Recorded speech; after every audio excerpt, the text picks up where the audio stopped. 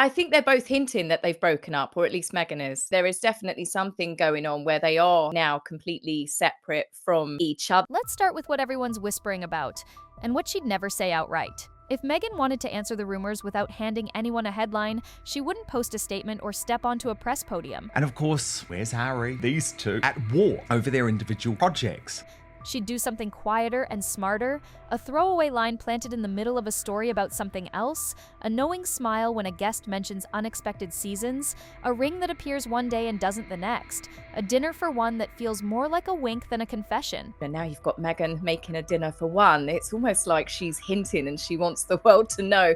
She'd remind the world that a private life can still exist even when cameras are rolling, and that not every missing face equals a broken marriage. It wouldn't be a denial, and it wouldn't be a yes. It would be whatever lives between the lines, crafted just enough to keep everyone talking while she never actually says the words. That's the playbook of a veteran under the brightest lights. It was all very much Meghan on her own. Harry didn't even feature in any of her birthday posts, her photographs. She knows the machine. She knows how a paused beat can be louder than a shouted answer. So she leans into ambiguity, boldly, not timidly. If people are going to project their own stories onto a 5-second clip, then let the clip do its work. She'll serve the tension, not the explanation. A little mystery, a little restraint, a little edge, enough to make the rumor mill spin faster and enough to keep control in her hands. Now to the question you clicked for. Is the breakup confirmed? No official confirmation. None. But the chatter won't stop because the clues, real, imagined, and conveniently timed, keep landing. So tonight, we're laying out what's fueling the frenzy, what's actually changed in their public strategy, and what to watch next. This isn't about defending anyone.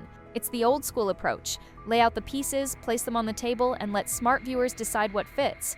First, the on-camera absence heard around the internet. One of the loudest signals hasn't been a statement. It's been a seat that stays empty. In new content where you might expect a nod, a cameo, a smiling hi babe in the background, Harry doesn't materialize. That vacuum becomes a megaphone. Where is he? Why isn't he here?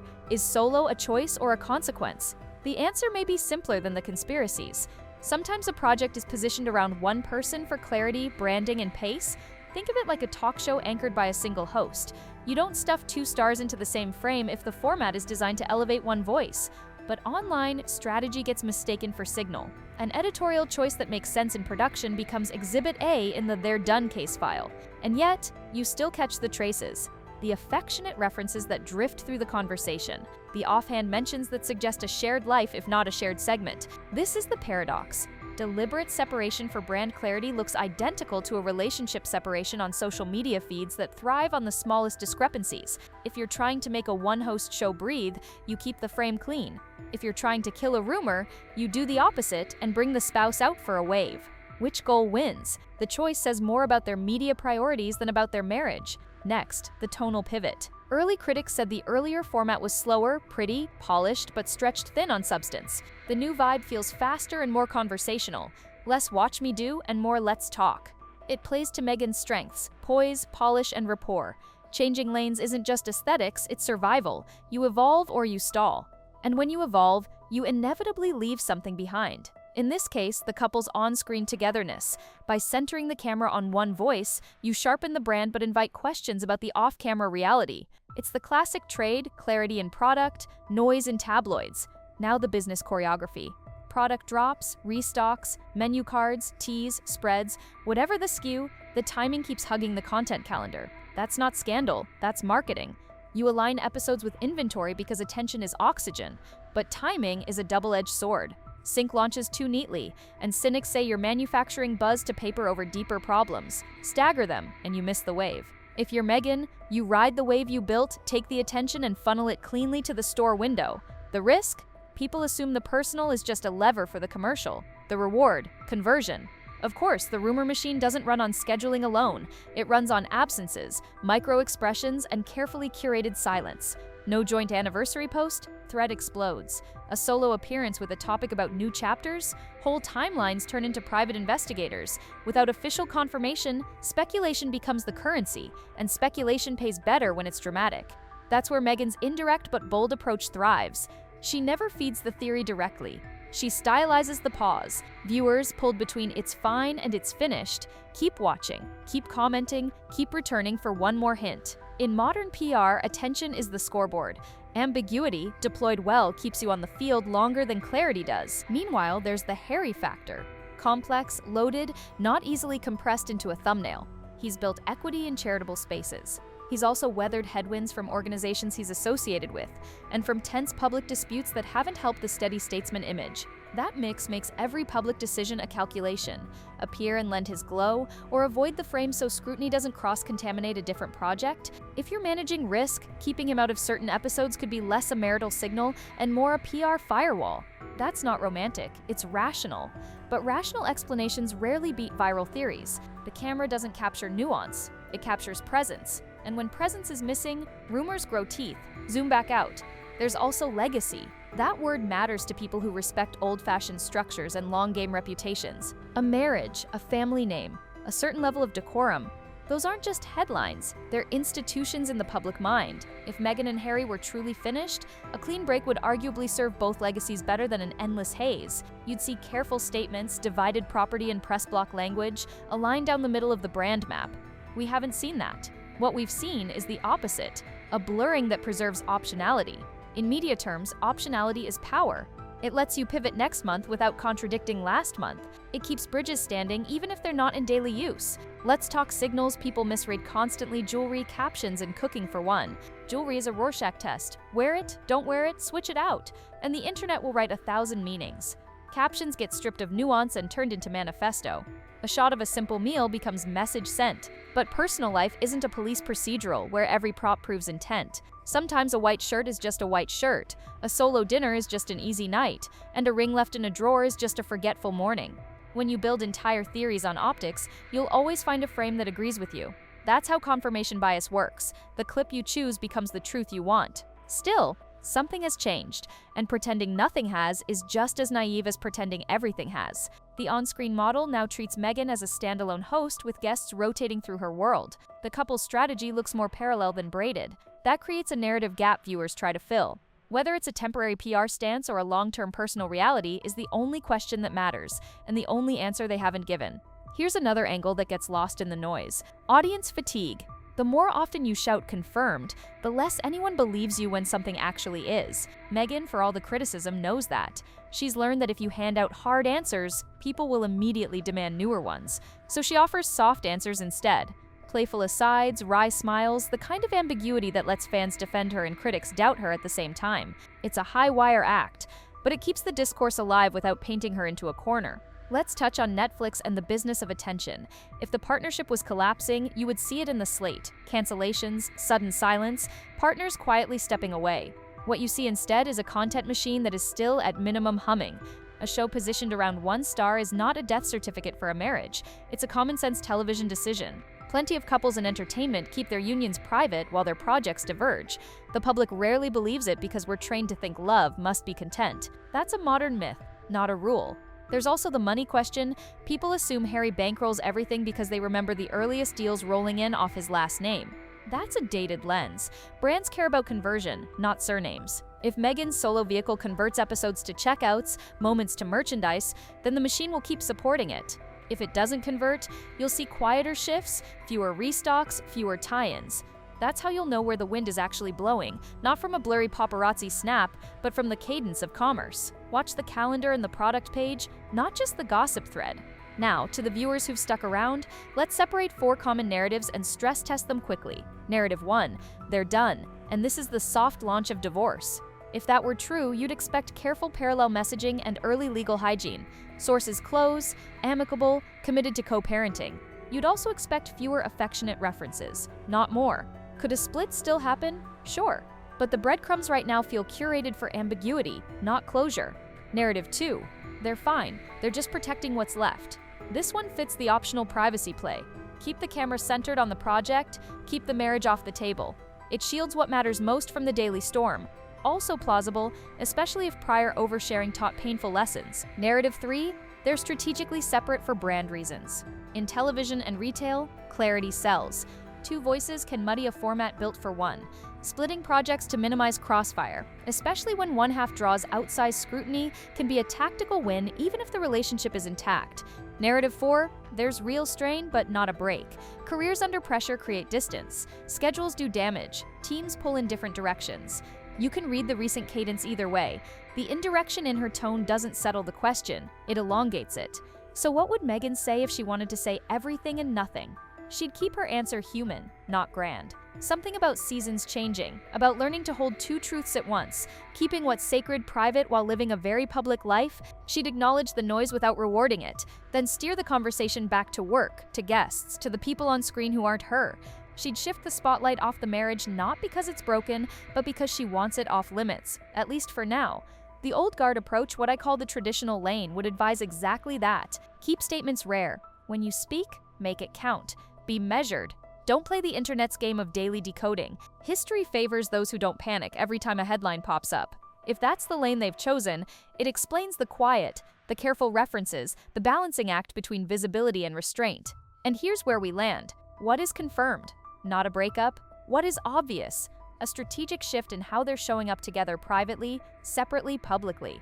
What's interesting is not whether Meghan has finally spoken, but how she speaks without spelling everything out. Ambiguity, handled well, becomes its own language. She's fluent. Let's not kid ourselves. If they wanted to kill the rumor tonight, they could do it in one photo. They haven't. That tells you the rumor isn't a fire they're desperate to put out. It's a campfire they're willing to let burn at a low heat, because the warmth keeps people gathered. The risk is letting it get too big.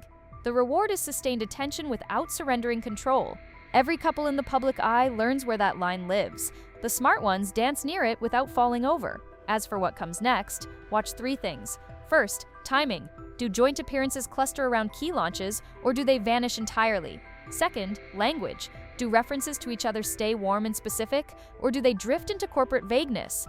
Third, cadence. Do the product cycles keep aligning with content drops, or does the engine downshift? Those aren't gossip questions, they're strategy questions. And strategy leaves a paper trail if you know where to look. To the fans who want a fairy tale, I get it. To the critics who want to collapse, I understand the appetite. Cynicism is a kind of entertainment, but the truth is usually less cinematic and more practical. Careers are being managed, reputations are being guarded. A marriage, if intact, is being kept off camera on purpose. If it isn't, they'll tell you when they need to, in the language of statements and lawyers and carefully timed posts. Until then, every frame you analyze says more about your expectations than their reality. Here's the final word, and it's old-fashioned because sometimes the old ways are still the best. Judge on the record, not on the ring in one clip, not on a caption without context, not on a rumor polished into a headline, on the record. Today, the record says no confirmed breakup. It shows a public strategy that's leaner, cleaner, more solo by design. It shows a pair who have learned that answering every accusation is the fastest way to lose your voice. And it shows a woman who, love her or not, knows how to hold a room without surrendering the parts of her life she wants to keep. So is the breakup confirmed? No. Is the conversation over? Not even close. That's the point, and that's the move. If she really has finally spoken, it's in the pauses, the pivots, and the places she refuses to fill. And that, more than any press release, is how you hold the narrative without losing yourself to it. And just like that, we're back where we started, with a smile that doesn't give away too much, and a question the internet can't stop asking. Maybe that's the answer. Maybe the only thing confirmed tonight is that the story isn't finished, and she's perfectly fine letting us wonder how the next chapter begins. If you've followed famous couples for any length of time, you know the playbook splits in two. There's the quick clarity route. One photo, one caption, one line that says, "We're fine, thanks." It calms the noise for a week, and then the cycle restarts. And there's the legacy route. Say less, keep counsel, protect the parts of your life that actually matter. The second one is slower, steadier, and honestly more traditional. It respects the idea that marriage is not a group project. It's two people, not two brands. The cautionary tales line up on both sides. When couples overshare, they can never put the genie back in the bottle. Every routine tiff becomes a headline. Every day off becomes a scandal. But when couples undershare, the rumor mill manufactures its own script. That's where Meghan's more seasoned approach lands. Let the speculation float, but never let it harden into a gotcha quote. She's not being coy for sport, she's preserving options. If tomorrow requires a pivot, a carefully unsaid sentence today saves you from eating your words later. Think about the mechanics of ambiguity. Ambiguity isn't silence, it's choreography. It's the way a sentence trails off before the word everyone wants. It's the way a caption lifts a question mark where a period would live. It's the way a moment is framed so the camera sees everything except the one thing it came for. Viewers hate it and love it at the same time. Hate it because it withholds. Love it because it keeps the story alive. In a world that burns through headlines in hours, ambiguity is one of the last tools that can hold attention for days. Now consider the brand lens. A single-voice series delivers cleaner arcs, tighter edits, more consistent pacing. It also builds a distinct customer journey, episode to newsletter to storefront to restock. When that flywheel works, you don't jam another star into the frame unless there's a narrative reason. That's not a marriage comment. It's a product comment. And yes, product decisions can look like personal ones when your life and work share a stage. The overlap can be confusing, intentionally so. That overlap is where modern celebrity lives. Let's walk through 3 realistic paths we might see next. First path, a calibrated joint appearance with warm body language and zero commentary. No interview, no essay. Just a room, a smile, a shared moment at a cause that predates all of this noise. That move says, we're not here to feed you lines. We're here to do our work. It also says, this is still a family and we will show you as much as we choose. The second path, continued parallel careers, each optimized for its audience, occasional private references, a holiday nod, maybe a behind-the-scenes glance, but nothing that turns a personal relationship into weekly content.